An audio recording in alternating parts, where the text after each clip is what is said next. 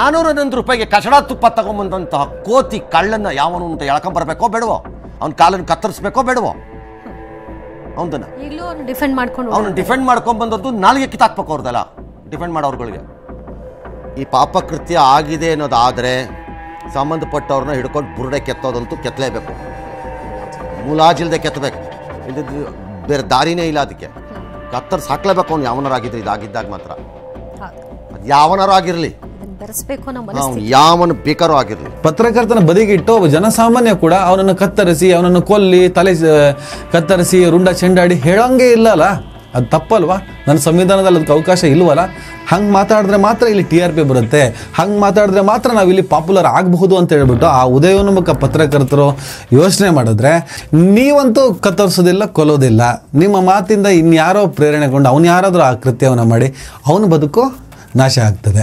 ಏನಪ್ಪ ಕೊಂದ್ಬಿಟ್ಯಾ, ಇವರೆಲ್ಲ ಏನೋ ಕಾನೂನು ಕೈಗೆತ್ಕೊಳ್ಳೋದು ಅಂತ ಹೇಳ್ಬಿಟ್ಟು ನಾಳೆ ನೀವೇ ಡಿಬೇಟಲ್ಲಿ ಕೂತ್ಕೊಂಡು ಬಿಗ್ ಬುಲೆಟಿನಲ್ಲಿ ಕೂತ್ಕೊಂಡು ತೌಡು ಕೊಡ್ತೀರಾ. TV Ranganna alias KD Ranganna.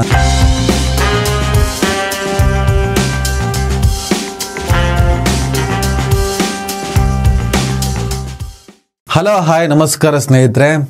Tirupati laddu ಅಥವಾ ಲಾಡು ಆ ವಿವಾದ ಇಡೀ ದೇಶದಲ್ಲಿ ದೊಡ್ಡ ಮಟ್ಟದಲ್ಲಿ ಚರ್ಚೆಗೆ ಕಾರಣ ಆಗಿದೆ.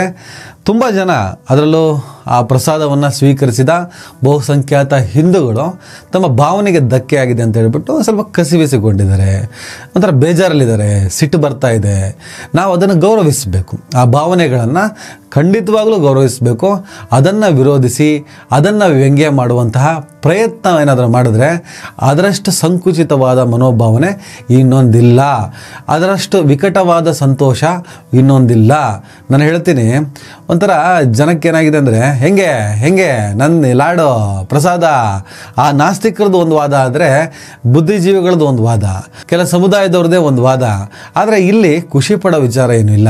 ಇದು ಆಹಾರಕ್ಕೆ ಸಂಬಂಧಪಟ್ಟಿದ್ದು. ದೇವರು ಆಮೇಲೆ ಒಂದು ಆಹಾರ, ಒಂದು ಫುಡ್, ಒಂದು ಲಾಡು ಪ್ರಸಾದ ಅಂದರೆ ಒಂದು ಫುಡ್ ಅಲ್ವಾ, ಆಹಾರ ಅಲ್ವಾ. ಅದಕ್ಕೆ ದನದ ಕೊಬ್ಬನ್ನು, ಮೀನೆಣ್ಣೆಯನ್ನು ಅಥವಾ ಏನೇನೆಲ್ಲ ಮಿಕ್ಸ್ ಮಾಡಿಬಿಟ್ಟು ಕೊಡ್ತಾ ಇದ್ರು ಅನ್ನೋದು ದೊಡ್ಡ ಫೀಲಿಂಗ್ಸ್, ಅದು ದೊಡ್ಡ ನೋವು. ಅದನ್ನು ಯಾವತ್ತೂ ಹರ್ಟ್ ಮಾಡುವಂಥ ಕೆಲಸ ಮಾಡಬಾರ್ದು.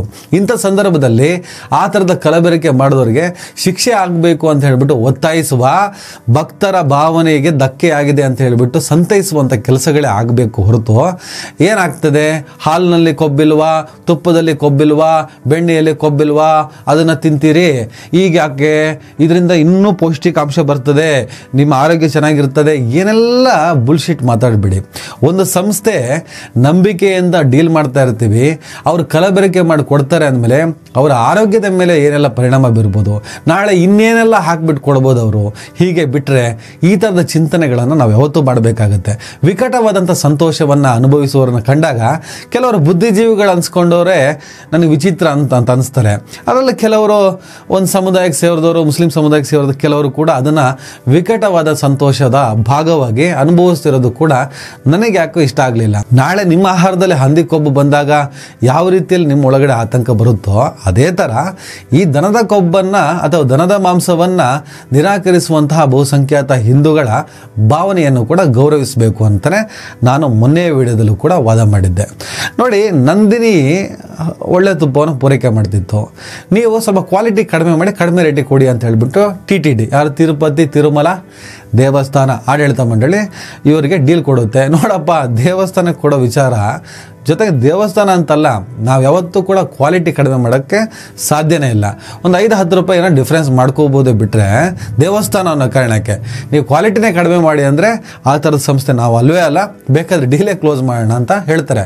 ನೋಡಿ, ಡೀಲ್ ಕ್ಲೋಸ್ ಮಾಡ್ಕೊಳ್ಳೋದು ತಮಾಷೆ ವಿಚಾರ ಅಲ್ಲ. ಎವ್ರಿಡೇ 350 ಟನ್ ತುಪ್ಪ ಭಾಳ ದೊಡ್ಡ ಮಟ್ಟದ ಡೀಲ್ ಅದು, ಅದನ್ನೇ ಕ್ಯಾನ್ಸಲ್ ಮಾಡ್ತಾರೆ. ಇವರು ಅದನ್ನೇ ಕ್ಯಾನ್ಸಲ್ ಮಾಡಿಕೊಂಡು ಏನು 50-100 ರೂಪಾಯಿ ಡಿಫ್ರೆನ್ಸ್ ಅಷ್ಟೇ ಇದ್ದಿದ್ದು, 411 ರೂಪಾಯಿಗೆ ಯಾವುದೋ ಒಂದು ಕಂಪ್ನಿ ತುಪ್ಪ ಪೂರೈಸುತ್ತೆ ಅಂದ ತಕ್ಷಣ ಅವರಿಗೆ ಡೀಲ್ ಕೊಟ್ಬಿಡ್ತಾರೆ. ಅವರು ಅವರ ರೇಟಿಗೆ ಅನುಗುಣವಾಗಿ ತಮ್ಮ ವರ್ಕೌಟ್, ತಮ್ಮ ಆದಾಯ, ಇನ್ನಿತರದೆಲ್ಲ ಲೆಕ್ಕ ಹಾಕಿ, ಈಗ ಪ್ಯೂರ್ ತುಪ್ಪ ಕೊಡೋದಕ್ಕಂತೂ ಸಾಧ್ಯ ಇಲ್ಲ ಆ ರೇಟಿಗೆ ಅಂದಮೇಲೆ ಏನು ಮಾಡಬೇಕು, ದನದ ಕೊಬ್ಬು, ಮೀನೆಣ್ಣೆನೋ, ಈಗ ಹೇಳಿದೆ ಆ ಕಂಪ್ನಿ ಮೀನೆಣ್ಣೆ ಎಲ್ಲ ಮಿಕ್ಸ್ ಮಾಡಿಲ್ಲ, ಮೀನೆಣ್ಣೆ ಎಲ್ಲ ಭಾಳ ಕಾಸ್ಟ್ಲಿ, ಅವೆಲ್ಲ ಮಿಕ್ಸ್ ಮಾಡಿಬಿಟ್ಟು ನಾವು ಆ ಥರ ಎಲ್ಲ ದ್ರೋಹ ಮಾಡೋಕ್ಕೆ ತಯಾರೇ ಇಲ್ಲ ಅಂತ ಹೇಳ್ಬಿಟ್ಟು ಆ ಕಂಪ್ನಿ ಈಗೇನು ಆರೋಪ ಬಂದಿದೆ, ಗುಜರಾತ್ ಲ್ಯಾಬಿನ ರಿಪೋರ್ಟ್ ಏನು ಬಂದಿದೆ ಅದನ್ನು ನಿರಾಕರಿಸುತ್ತಾ ಕೂತಿದೆ, ಚಾನ್ಸೇ ಇಲ್ಲ ಅಂತ ಹೇಳಿದೆ. ಆ ಚಾನ್ಸು ಗೀನ್ಸು ಆಮೇಲೆ ತನಿಖೆ ಆಗಲಿ. ಆಂಧ್ರ ಪ್ರದೇಶ ಸರ್ಕಾರ SITಯನ್ನು ರಚನೆ ಕೂಡ ಮಾಡಿದೆ, ತನಿಖೆ ನಡೀತಾ ಇದೆ ಸ್ನೇಹಿತರೆ. ಹಾಗೆ ದೇವಸ್ಥಾನದ ಆಡಳಿತ ಮಂಡಳಿ ಅದಾಗಲೇ ಕ್ಷಮೆ ಕೇಳಿದ್ದು, ನಮ್ಮ ಗಮನಕ್ಕೆ ಬಂತು, ಹೀಗಾಗಿದೆ ಅಂತ ಹೇಳಿದ್ದು. AR dairy food private limited వాళ్ళు సప్లై చేసిన 4 ట్యాంకర్స్ క్వాలిటీ లేవు అనేది అబ్జర్వ్ చేయడం జరిగింది. వెంటనే ఆ 4 శాంపిల్స్ బయట ల్యాబ్స్ కి పంపించడం జరిగింది. మిల్క్ ఫ్యాటా కాదా అని చూస్తే అది ఓవరాల్ గా 95.68 నుంచి 104.32 మధ్యలో ఉండాలి. టోటల్ ప్యూరిటీ శాంపుల్ చేస్తే ఇది చాలా అబ్నార్మల్ గా ఉంది. 20.32 అంటే ఇట్ ఈస్ హైలీ అడల్టరేటెడ్. చూడటానికి ఘీలా ఉంటుంది కానీ అది ఘీ కాదు. ಆಮೇಲೆ ಹೈದರಾಬಾದಲ್ಲೇ ಲ್ಯಾಬ್ ಇದ್ದು ಅದು ಗುಜರಾತಿಗೆ ಹೋಗಿದ್ಯಾಕೆ, ಗುಜರಾತಿಂದ ರಿಪೋರ್ಟ್ ಬಂದಿದ್ಯಾಕೆ, ಇನ್ನಿತರೆ ರಾಜಕೀಯ ಸಹಿತ ಚರ್ಚೆಗಳು ಕೂಡ ಇಲ್ಲಿ ನಡೀತಾ ಇದೆ ಸ್ನೇಹಿತರೆ. ಈ ನಡುವೆ ನಮ್ಮ ಪಬ್ಲಿಕ್ ಟಿವಿಯ ಹಿರಿಯ ಪತ್ರಕರ್ತರಾದ ರಂಗನಾಥ್ ಅವರು, ರಂಗಣ್ಣ ಅಂತಲೇ ಅವರನ್ನು ಕರೀತಾರೆ, ಅವರ ಡಿಬೇಟ್ಗಳನ್ನು ಮತ್ತು ಅವರ ಅನುಭವಗಳನ್ನು ನಾವು ನೋಡ್ತಾ ಬಂದಿದ್ದು ಒಬ್ಬ ಪತ್ರಕರ್ತನಾಗಿ. ಮತ್ತು ಜನಸಾಮಾನ್ಯರು ನಿಮಗೂ ಗೊತ್ತಿರುತ್ತೆ, ಅವರ ಬಿಗ್ ಬುಲೆಟಿನ್ ಯಾವತ್ತೂ ಕೂಡ ಒಂಥರ ಆಕರ್ಷಣೆ, ಭಾಳ ಸೊಗಸಾಗಿರುತ್ತೆ, ಚೆನ್ನಾಗಿರುತ್ತೆ. ಒಂದಿಷ್ಟು ತರಲೆ ಅಂತ ಅನಿಸುತ್ತೆ, ಜಡ್ಜ್ಮೆಂಟ್ ಬೇಡ ಅಂತ ಅನಿಸುತ್ತೆ. ಆದರೂ ರಂಗನಾಥ್ ಅವರಿಗೆ ಅವ್ರದ್ದೇ ಆದಂಥ ಅಭಿಮಾನಿಗಳಿದ್ದಾರೆ, ಫಾಲೋವರ್ಸ್ ಇದ್ದಾರೆ. ಸೈದ್ಧಾಂತಿಕವಾಗಿ ಅವರು ಯಾವ ಕಡೆ ಇರಬಹುದು ಅನ್ನುವಂಥ ಅನುಮಾನ ಬಂದರೂ ಕೂಡ ಪತ್ರಕರ್ತನಾಗಿ ಬ್ಯಾಲೆನ್ಸ್ ಸ್ವಲ್ಪ ತಪ್ತಾ ಇದ್ದಾರೆ ಅಂತ ಅನಿಸಿದರೂ ಕೂಡ ರಂಗನಾಥ್ ಅವರ ಪತ್ರಿಕೋದ್ಯಮಕ್ಕೆ TRP ಖಂಡಿತವಾಗ್ಲೂ ಇದೆ. ಒಂದು ಹಂತದಲ್ಲಿ ಇವರ ಅತಿರೇಕ ಮತ್ತು ಜಡ್ಜ್ಮೆಂಟ್ಗಳನ್ನು ನಾವು ನಿರಾಕರಿಸುವುದರ ಜೊತೆಗೆ ಏನೋ ಇರಲಿ ಬಿಡಪ್ಪ ಅಂತ ಹೇಳಬಹುದೇ ವಿನಃ ಹಲವು ಬಾರಿ ಅವರು ಬಾಯಿ ತಪ್ಪಿ ಮಾತನಾಡುವಂಥ ಪ್ರವೃತ್ತಿಯನ್ನು ತೋರಿಸ್ತಾರೆ. ರೀಸೆಂಟಾಗಿ ಒಬ್ಬರು ಜಡ್ಜು ಭಾಳ ಅದ್ಭುತವಾಗಿ ಮೆಸೇಜನ್ನು ಪಾಸ್ ಮಾಡ್ತಾಯಿದ್ರು. ಆ ರೆಕಾರ್ಡೆಡ್ ಇಟ್ಕೊಂಡು ಅನೇಕ ಯೂಟ್ಯೂಬ್ ಚಾನಲ್ಗಳು ಅದನ್ನು ಇನ್ನಷ್ಟು ಎಸ್ಟಾಬ್ಲಿಷ್ ಮಾಡಿ ಲಕ್ಷಾಂತರ ಕೋಟ್ಯಾಂತರ ಜನರಿಗೆ ಅದನ್ನು ತಲುಪಿಸುವಂಥ ಕೆಲಸವನ್ನು ಮಾಡ್ತಾಯಿದ್ರು. ಜಡ್ಜ್ ಅಂದರೆ ಹೀಗಿರಬೇಕಪ್ಪ ಅಂತ. ತುಂಬ ಕೇಸ್ನಲ್ಲಿ ಹೇಳ್ತೀನಿ, ತಪ್ಪಂತ ನಾನು ಹೇಳಲ್ಲ. ಮಾಹಿತಿ ಕೊಡಬೇಕು, ಜನಸಾಮಾನ್ಯರಿಗೆ ಮಾಹಿತಿ ಇರಬೇಕು. ಅದಕ್ಕೆ ಅವರ ನಮ್ಮ ಮಾಧ್ಯಮದವರ ಜವಾಬ್ದಾರಿ ಇದೆ. ತುಂಬ ಕೆಲವು ಚಾನೆಲ್ನವರು, ಕೆಲವು ಪೇಪರ್ನವರು ಅದನ್ನು ಬಹಳ ಗುರುತರವಾಗಿ ಅದನ್ನು ಫಾಲೋ ಮಾಡಿ ಮಾಡ್ತಾ ಇದ್ದಾರೆ, ಇಲ್ಲ ಅಂತ ಹೇಳಲ್ಲ ನಾನು. ಕೆಲವು ಮಾಧ್ಯಮದವರು ಸಂಯಮ ಇಟ್ಕೊಂಡಿದ್ದಾರೆ, well within the 4 corners. Unfortunately this TRP business is there. You see, ನಮ್ಮಲ್ಲೇ ಮೊದಲು ಅಂತ ಏನು ಹೆಣ ಬೀಳೋದೆ, ನಿಮ್ಮಲ್ಲೇ ಮೊದಲು ಹೆಣ ಬೀಳೋದೆ ಅಂತ.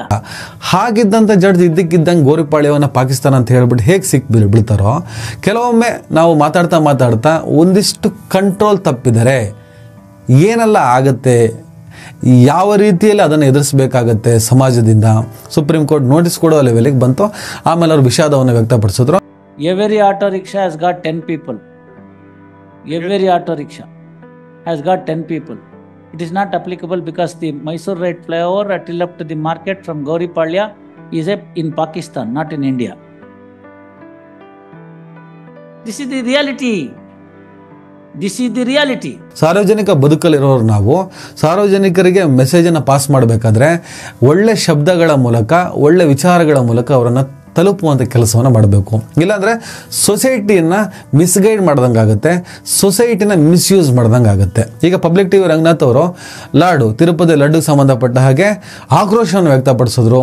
ಅವ್ರು ಕಚಡ ಇನ್ನಿತರ ಶಬ್ದವನ್ನು ಯೂಸ್ ಮಾಡಿದ್ರು. ನಾನು ಅದನ್ನು ಒಪ್ತೇನೆ, 100ಕ್ಕೆ 100. 411 ರೂಪಾಯಿಗೆ ಕಚಡ ತುಪ್ಪ ತಗೊಂಬಂದಂತಹ ಕೋತಿ ಕಳ್ಳನ್ನ ಯಾವನು ಅಂತ ಎಳ್ಕೊಂಬರ್ಬೇಕೋ ಬೇಡವೋ? ದನದ ಕೊಬ್ಬನ್ನು ಮಿಕ್ಸ್ ಮಾಡಿ ಆ ಮೂಲಕ ಲಾಭ ಮಾಡಿಕೊಳ್ಳಲು ಹೊರಟ, ಕಡಿಮೆ ಬೆಲೆಗೆ ತುಪ್ಪವನ್ನು ಖರೀದಿಸಲು ಹೊರಟಂತಹ TTDಯ ತಮ್ಮ ವರ್ಕೌಟ್ ವ್ಯಾಪಾರದ ಆಶಯಕ್ಕೋಸ್ಕರ ಬಹುಸಂಖ್ಯಾತ ಹಿಂದೂಗಳ ಭಾವನೆಗೆ ಧಕ್ಕೆ ಆದರೂ ಪರವಾಗಿಲ್ಲ, ಬಿಸಿನೆಸ್ ನಡಿಬೇಕು ಅಂತ ಯೋಚನೆ ಮಾಡಿದಂಥ ಆ ಕಂಪನಿ ಇವರ ವಿರುದ್ಧ ಯಾರು ಕೂಡ ಸಾಫ್ಟ್ ಆಗಿ ಮಾತನಾಡೋದಕ್ಕೆ ಸಾಧ್ಯನೇ ಇಲ್ಲ.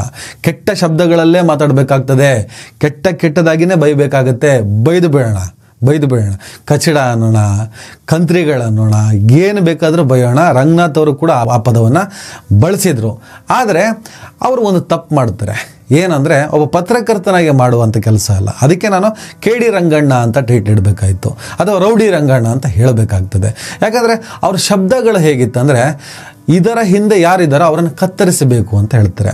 411 ರೂಪಾಯಿಗೆ ಕಚಡ ತುಪ್ಪ ತಗೊಂಬಂದಂತಹ ಕೋತಿ ಕಳ್ಳನ್ನ ಯಾವನು ಅಂತ ಎಳ್ಕೊಂಬರ್ಬೇಕೋ ಬೇಡವೋ? ಅವ್ನ ಕಾಲನ್ನು ಕತ್ತರಿಸ್ಬೇಕೋ ಬೇಡವೋ? ಅವನದನ್ನ ಈಗಲೂ ಅವ್ನು ಡಿಫೆಂಡ್ ಮಾಡ್ಕೊಂಡು ಅವನು ಡಿಫೆಂಡ್ ಮಾಡ್ಕೊಂಡು ಬಂದದ್ದು ನಾಲಿಗೆ ಕಿತ್ತಾಕ್ಬೇಕು ಅವ್ರದ್ದೆಲ್ಲ ಡಿಫೆಂಡ್ ಮಾಡೋರ್ಗಳಿಗೆ. ಈ ಪಾಪಕೃತ್ಯ ಆಗಿದೆ ಅನ್ನೋದಾದರೆ ಸಂಬಂಧಪಟ್ಟವ್ರನ್ನ ಹಿಡ್ಕೊಂಡು ಬುರುಡೆ ಕೆತ್ತೋದಂತೂ ಕೆತ್ತಲೇಬೇಕು, ಮುಲಾಜಿಲ್ದೆ ಕೆತ್ತಬೇಕು, ಇಲ್ಲದಿದ್ದು ಬೇರೆ ದಾರಿನೇ ಇಲ್ಲ. ಅದಕ್ಕೆ ಕತ್ತರಿಸಿ ಹಾಕ್ಲೇಬೇಕು ಅವ್ನು ಯಾವನರಾಗಿದ್ರೆ, ಇದಾಗಿದ್ದಾಗ ಮಾತ್ರ. ಅದು ಯಾವನಾರು ಆಗಿರಲಿ, ಬೆರೆಸ್ಬೇಕು ಅನ್ನೋ ನಾವು ಮನಸ್ಥಿತಿ. ಯಾವನು ಬೇಕು ಸುಪಾರಿ ಕತ್ತರಿಸಬೇಕು, ಕತ್ತರಿಸಿ ಅಂತ ಹೇಳೋದು ಒಂದು ಸುಪಾರಿ ಆಗುತ್ತೆ. ಕೊಲೆ ಮಾಡಲು ಪ್ರೇರೇಪಿಸಿದಂತಾಗುತ್ತೆ. ಆತನ ತಲೆಯನ್ನು ಕೆತ್ತಬೇಕು ಅಂದರೆ ತಲೆಯನ್ನು ಕತ್ತರಿಸಬೇಕು, ತಲೆ ಹೊಡಿಬೇಕು. ನೋಡಿ, ಒಬ್ಬ ಪತ್ರಕರ್ತನಾಗಿ ಒಂದು ಅಪರಾಧವನ್ನು, ಒಂದು ಅದು ಆರೋಪ ಅಪರಾಧವಾಗಿ ಸಾಬೀತಾಗಬೇಕಾಗಿದೆ ನ್ಯಾಯಾಲಯದಲ್ಲಿ. ದರ್ಶನ್ ಪ್ರಕರಣ ಸೇರಿದಾಗ ಅನೇಕ ಪ್ರಕರಣಗಳಲ್ಲಿ ಇವರು ಜಡ್ಜ್ಮೆಂಟ್ಗಳೇ ಹೀಗಿದ್ದಿದ್ದು. ಈ ಥರದ ಜಡ್ಜ್ಮೆಂಟ್ ಕೊಡಬೇಡಿ, ಆರೋಪ ಮತ್ತು ಅಪರಾಧಕ್ಕೆ ಇರುವಂಥ ವ್ಯತ್ಯಾಸದ ಆಧಾರದಲ್ಲಿ ನಾವು ಸುದ್ದಿಯನ್ನು ಕೊಡಬೇಕಾಗತ್ತೆ. ಈಗ ತಿರುಪತಿ ಲಡ್ಡಿನ ವಿಚಾರದಲ್ಲಿ ಲ್ಯಾಬ್ ರಿಪೋರ್ಟ್ ಬಂದ ಮೇಲೆ ಆ ಆರೋಪವನ್ನು ಆ ಕಂಪನಿ ಎದುರಿಸುತ್ತಿದೆ. ಅವರ ಆರೋಪ ಸಾಬೀತಾಗಿ ಅವರು ಅಪರಾಧಿಗಳಂತ ಹೇಳ್ಬಿಟ್ಟು ನ್ಯಾಯಾಲಯದಲ್ಲಿ ತೀರ್ಪು ಹೊರಬೀಳಬೇಕಾಗಿದೆ. ಇದರ ನಡುವೆ ಆ ಲ್ಯಾಬ್ ರಿಪೋರ್ಟ್ ಆಧಾರದಲ್ಲಿ ನಾವು ಆಕ್ರೋಶವನ್ನು ವ್ಯಕ್ತಪಡಿಸೋದಾದರೆ ಬೈದು ಬಿಟ್ಟೋಣ, ಅವ್ರಿಗೆ ತಕ್ಕ ಶಾಸ್ತಿ ಆಗಬೇಕು, ಅಷ್ಟು ಈಸಿಯಾಗಿ ಅವ್ರನ್ನ ಬಿಡಬಾರ್ದು, ಇವನ್ನೆಲ್ಲ ಹೇಳೋಣ. ಆದರೆ ಪತ್ರಕರ್ತನಾಗಿ ಅವರನ್ನು ಕತ್ತರಿಸಿ, ಅವರ ತಲೆಯನ್ನು ಕೆತ್ತಿ, ಅವರ ರುಂಡ ಚೆಂಡಾಡಿ, ಏನು ಭಾಷೆ ಪಬ್ಲಿಕ್ ಟಿವಿ ರಂಗನಾಥ್ ಅವರು ಅಷ್ಟೊಂದು ಹಿರಿಯ ಪತ್ರಕರ್ತರು. ಅವರು ಆಕ್ರೋಶವನ್ನು ವ್ಯಕ್ತಪಡಿಸೋದ್ರಲ್ಲಿ ಅರ್ಥ ಇದೆ. ಒಬ್ಬ ತಿರುಪತಿ ತಿಮ್ಮಪ್ಪನ ಭಕ್ತನಾಗಿಯೋ ಅಥವಾ ಒಬ್ಬ ಆಸ್ತಿಕನಾಗಿಯೋ, ಒಬ್ಬ ಜನಸಾಮಾನ್ಯ, ಅದಾದಮೇಲೆ ಪತ್ರಕರ್ತನನ್ನು ಬದಿಗಿಟ್ಟೇ ಹೇಳೋಣ. ಆಯ್ತು, ರಂಗನಾಥ್ ಅವರ ಆಕ್ರೋಶಕ್ಕೆ ಅರ್ಥ ಇದೆ. ಪತ್ರಕರ್ತನ ಬದಿಗಿಟ್ಟು ಒಬ್ಬ ಜನಸಾಮಾನ್ಯ ಕೂಡ ಅವನನ್ನು ಕತ್ತರಿಸಿ, ಅವನನ್ನು ಕೊಲ್ಲಿ, ತಲೆ ಕತ್ತರಿಸಿ, ರುಂಡ ಚೆಂಡಾಡಿ ಹೇಳೋಂಗೆ ಇಲ್ಲಲ್ಲ. ಅದು ತಪ್ಪಲ್ವಾ? ನನ್ನ ಸಂವಿಧಾನದಲ್ಲಿ ಅದಕ್ಕೆ ಅವಕಾಶ ಇಲ್ವಲ್ಲ? ನಾವು ಭಾರತ ದೇಶದಲ್ಲಲ್ವ ಬದುಕ್ತಾ ಇರೋದು? ಅದರಲ್ಲೂ ರಂಗನಾಥ್ ಅಂತ ಹಿರಿಯ ಪತ್ರಕರ್ತರು ತಮ್ಮ ಆಕ್ರೋಶವನ್ನು ವ್ಯಕ್ತಪಡಿಸಬೇಕಾದ್ರೆ ಕತ್ತರಿಸಿ ಅನ್ನೋ ಶಬ್ದ ಬಳಸೋದು, ರುಂಡವನ್ನು ಕೆತ್ತಿ ಅನ್ನೋ ಶಬ್ದ ಬಳಸೋದು, ಅದೊಂಥರ ಕೊಲೆಗೆ ಪ್ರೇರೇಪಣೆ ನೀಡಿದ ಹಾಗೆ. ಕೊಲೆಯನ್ನು ಮಾಡಿಬಿಡಿ. ಅವರು ಬಾಯ್ಬಿಟ್ಟು ಓಪನ್ ಆಗಿ ಹೇಳ್ತಾರೆ, ಇದನ್ನು ಕಾನೂನಿನ ಚೌಕಟ್ಟಿನ ಒಳಗಡೆ ಶಿಕ್ಷಿಸಬಾರದು, ಕಾನೂನಿನ ಚೌಕಟ್ಟಿನ ಹೊರಗಡೆ ಶಿಕ್ಷಿಸಬೇಕು. ಅಂದರೆ ಕಾನೂನನ್ನು ನೀವು ಬದಿಗಿಡಿ, ಕಾನೂನಿಗೆ ಮಣ್ಣು ಹಾಕಿ, ಅವರು ಯಾರಿದ್ದಾರೆ ಅವರನ್ನು ಕತ್ತರಿಸಾಕ್ಬಿಡಿ. ಏನು ಮಾತಾಡ್ತಾರೆ ಹೇಳಿ ಒಬ್ಬ ಪತ್ರಕರ್ತ? ಕತ್ತರಿಸಿ ಹಾಕ್ಲೇಬೇಕು ಅವ್ನು ಯಾವನರಾಗಿದ್ರೆ, ಇದಾಗಿದ್ದಾಗ ಮಾತ್ರ. ಅದು ಯಾವನಾರು ಆಗಿರಲಿ, ಬೆರೆಸ್ಬೇಕು ಅನ್ನೋ ನಾವು ಮನಸ್ಥಿತಿ. ಯಾವನು ಬೇಕಾರೋ ಆಗಿರಲಿ. ಬಹಳ ಅನುಭವಿಸಿದ ಪತ್ರಕರ್ತರು ಇವರು. ಮುಂದಿನ ಪೀಳಿಗೆಗೆ ಅಥವಾ ಬೇರೆ ಬೇರೆ ಪತ್ರಕರ್ತರಿಗೆ ಅಥವಾ ಉದಯೋನ್ಮುಖ ಪತ್ರಕರ್ತರಿಗೆ ಮಾದರಿ ಆಗಬೇಕಾದವರು ಅಂಥೇಳಿ ನಾವಿರ್ತೀವಿ. ಬಿಡಿ, ನಮಗೆ ಬೇಕಾಗಿಲ್ಲ. ಈಗ ಅಪ್ಕಮಿಂಗ್ ಪತ್ರಕರ್ತರು ಇರ್ತಾರೆ ಅಥವಾ ಈಗಷ್ಟೇ ಪತ್ರಿಕೋದ್ಯೋಗಕ್ಕೆ ಬಂದವರು ಇರ್ತಾರೆ. ಇವರಿಗೆಲ್ಲ ಯಾವ ರೀತಿಯಲ್ಲಿ ಇವ್ರು ಮಾದರಿ ಆಗ್ಬೋದು, ಯಾವ ರೀತಿಯಲ್ಲಿ ಆದರ್ಶ ಆಗ್ಬೋದು? ರಂಗಣ್ಣನೇ ಹಂಗೆ ಮಾತಾಡ್ತಾರೆ ಮರೆ, ಹಂಗೆ ಮಾತನಾಡಿದ್ರೆ ಮಾತ್ರ ಇಲ್ಲಿ ಬೆಲೆ ಬರುತ್ತೆ, ಹಂಗೆ ಮಾತಾಡಿದ್ರೆ ಮಾತ್ರ ಇಲ್ಲಿ TRP ಬರುತ್ತೆ, ಹಂಗೆ ಮಾತಾಡಿದ್ರೆ ಮಾತ್ರ ನಾವು ಇಲ್ಲಿ ಪಾಪ್ಯುಲರ್ ಆಗಬಹುದು ಅಂತ ಹೇಳ್ಬಿಟ್ಟು ಆ ಉದಯೋನ್ಮುಖ ಪತ್ರಕರ್ತರು ಯೋಚನೆ ಮಾಡಿದ್ರೆ ನಾಳೆ ಅವ್ರು ನಡೆಸುವಂಥ ಡಿಬೇಟ್ಗಳು, ಅವ್ರು ನಡೆಸುವಂಥ ಬಿಗ್ ಬುಲೆಟಿನೋ ಸ್ಮಾಲ್ ಬುಲೆಟಿನೋ ಇದರಲ್ಲೆಲ್ಲದು ಕತ್ತರಿಸು, ಕೊಲ್ಲು ಅನ್ನೋದನ್ನೇ ಮಾತಾಡ್ತಾ ಹೋದರೆ ತಾಲಿಬಾನಿನ ಸಂಸ್ಕೃತಿಗೂ ಇವರ ಸಂಸ್ಕಾರಕ್ಕೂ ಯಾವ ರೀತಿಯ ವ್ಯತ್ಯಾಸ ಕೂಡ ಇರೋದಿಲ್ಲ. TV Ranganna alias KD Ranganna ಅಂತ ಹೇಳ್ಬಿಟ್ಟು ನಾನು ಭಾಳ ನೋವಿಂದನೇ ಈ ಟೈಟ್ಲನ್ನು ಇಟ್ಟಿದ್ದೀನಿ. ಯಾಕಂದರೆ ಒಬ್ಬ ಹಿರಿಯ ಪತ್ರಕರ್ತರು ನಾವು ಹೀಗೆಲ್ಲ ಕರಿಬಾರ್ದು. ಯಾಕಂದರೆ ಅವ್ರ ಪತ್ರಿಕೋದ್ಯಮವನ್ನು ನೋಡ್ತಾ ಬಂದವರಲ್ವ ನಾವು. ಆದರೆ ನಮ್ಮಂಥ ಕಿರಿಯರ ಮುಂದೆ ಅವರು ಕತ್ತರಿಸು, ಕೊಲ್ಲು ಅನ್ನುವಂಥ ಶಬ್ದವನ್ನು ಬಳಸಿದಾಗ ಅಸಹನೀಯ ಅಂತ ಅನಿಸುತ್ತೆ. ಹಾಗಂತ ಇದನ್ನು ನಾವು ಹೇಳದೇ ಇದ್ದರೆ, ಈ ಮೂಲಕ ಅವರನ್ನು ಎಚ್ಚರಿಸದೇ ಇದ್ದರೆ ಅದು ತಪ್ಪಾಗುತ್ತೆ. ಇದು ರಂಗಣ್ಣನವರಿಗೆ ಒಂದು ಎಚ್ಚರಿಸುವಂಥ ಎಪಿಸೋಡ್ ಅಂತ ಅವ್ರು ಅಂದ್ಕೊಳ್ಳಿ. ಯಾಕಂದರೆ ಹಲವು ಬಾರಿ ಒಳ್ಳೊಳ್ಳೆ ಕೆಲಸಗಳನ್ನು ಮಾಡಿರ್ತಾರೆ, ನೂರಾರು ಒಳ್ಳೊಳ್ಳೆ ವಿಚಾರಗಳನ್ನು ಹೇಳಿರ್ತಾರೆ, ಸಾವಿರಾರು ಒಳ್ಳೊಳ್ಳೆ ವಿಚಾರವನ್ನು ಮಂಡಿಸಿರ್ತಾರೆ. ಒಂದೊಂದು ವಿಚಾರದ ಸಿಕ್ಕಾಕತ್ತಾರೆ. ಆ ಜಡ್ಜು ನೂರಾರು ಒಳ್ಳೊಳ್ಳೆ ವಿಚಾರಗಳನ್ನು ಹೇಳಿದ್ರು, ಅದ್ರ ಬಗ್ಗೆ ಒಂದೆರಡು ಎಪಿಸೋಡ್ ಕೂಡ ನಾನು ಮಾಡ್ತೀನಿ. ಎಷ್ಟು ಚೆನ್ನಾಗಿ ಮಾತಾಡ್ತಾರೆ, ಎಷ್ಟು ಸೂಪರ್ ಆಗಿದೆ. ಮಾಧ್ಯಮಗಳ TRP ಆವೇಗದ ಬಗ್ಗೆ ಕೂಡ ಅಷ್ಟು ಅದ್ಭುತವಾಗಿ ಮಾತಾಡ್ತಾರೆ. ಬೆನ್ನಿಗೆ ಗೋರಿಪಾಳ್ಯ ಪಾಕಿಸ್ತಾನ ಅಂತ ಹೇಳ್ಬಿಟ್ಟು ನನ್ನ ದೇಶದ ಒಳಗಡೆ ಇರುವ ಒಂದು ಊರನ್ನು ಮುಸಲ್ಮಾನರು ಜಾಸ್ತಿ ಇದ್ದಾರೆ ಅಥವಾ ಇನ್ನಿತರ ಕಾರಣಕ್ಕೋಸ್ಕರ ಅದನ್ನು ಪಾಕಿಸ್ತಾನ ಅಂತ ಹೇಳ್ತಾರೆ. ಇದು ತಪ್ಪು ಅಂತ ನಾವು ಹೇಳಿದ್ವಿ, ಸುಪ್ರೀಂ ಕೋರ್ಟ್ ಕೂಡ ಅದನ್ನೇ ಹೇಳುತ್ತು. ತಪ್ಪು ಅನಿಸಿದ್ದಕ್ಕೆ ಅದೇ ಕೋರ್ಟಿನ ಒಂದು ಸುಪ್ರೀಂ ಆದಂತಹ ನ್ಯಾಯಾಧೀಶರು ಕೂಡ ಅದು ತಪ್ಪು ಅಂತ ನೋಟಿಸ್ ಜಾರಿ ಮಾಡಿದ್ರು. ಅಂದಮೇಲೆ ನಮ್ಮ ಅಭಿಪ್ರಾಯ ಸರಿ ಇತ್ತು ಅನ್ನೋದೇ ನಮ್ಮ ಬೆನ್ನು ತಟ್ಟಿಕೊಳ್ಳುವಂತಹ ಒಂದು ಸಣ್ಣ ಸಂಭ್ರಮ ಅಂತ ಅನ್ನೋಲ್ಲ, ಒಂದು ಸರಿಯಾದ ಚಿಂತನೆ ಅಂತಲೇ ಹೇಳ್ಬೋದು. ಒಳ್ಳೆ ಪಬ್ಲಿಕ್ TV ರಂಗನಾಥ್ ಅವರೇ, ನೀವು ಪತ್ರಕರ್ತ ರಂಗನಾಥ್ ಆಗಿಯೇ ಉಳ್ಕೋಬೇಕು. ನೀವು ಕತ್ತರಿಸಲು ಹೇಳುವ, ಕೊಲ್ಲುವ ರಂಗನಾಥ್ ಆಗೋದು ಬೇಡ. ಮತ್ತು ನೀವಂತೂ ಕತ್ತರಿಸೋದಿಲ್ಲ, ಕೊಲ್ಲೋದಿಲ್ಲ.